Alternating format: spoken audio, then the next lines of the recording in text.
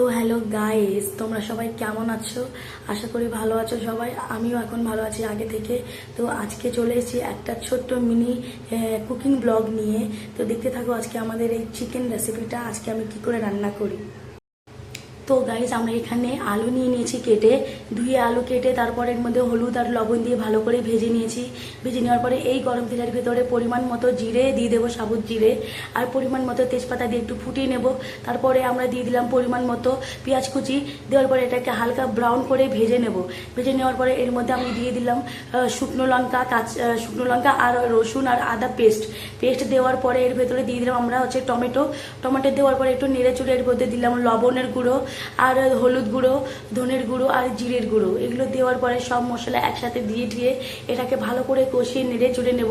ততক্ষণ অবধি নাড়বো, যতক্ষণ অবধি কষাবো, যতক্ষণের ভেতর থেকে কাঁচা গন্ধটা না বেরিয়ে যায় আর তেল না বেরিয়ে যায় আশেপাশে দিয়ে। তারপরে এর ভেতরে আমরা দিয়ে দিলাম চিকেন পিসগুলো দেওয়ার পরে আমরা একে ভালো করে নেড়ে চুড়ে নেব। নেড়ে চুড়ে একে অপরের সাথে মশলার সাথে চিকেন ভালো করে মিশে যাবে। তারপর আমরা এটাকে ঢেকে দেওয়ার পরে এটাকে আমরা ভালো করে একটু কম আঁচ করে এটাকে আমরা একটু কষিয়ে নেব। কষিয়ে নেওয়ার পরে যখন 10 মিনিট পর আমরা এটাকে ঢাকনা খুলে দেখবে সুন্দর একটা একদম জল ভরে গেছে, একদম মানে মাংস থেকে জল বেরিয়ে যাচ্ছে।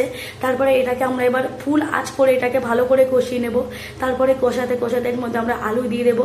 আলু দিয়ে আবার ঢেকে দেবো। ঢেকে দিয়ে নেড়ে চড়ে এটাকে আমরা বের করে নেব গরম মশলা দিয়ে লাস্টে। এবার আমাদের রান্না হয়ে গেছে আজকের চিকেন কারিটা। বাঙালি স্টাইলের চিকেনটা আমি আজকে বানিয়ে ফেলেছি। তোমাদের কেমন লাগলো আজকের এই মিনি ব্লগটা, কুকিং ব্লগটা, অবশ্যই জানিও। ধন্যবাদ।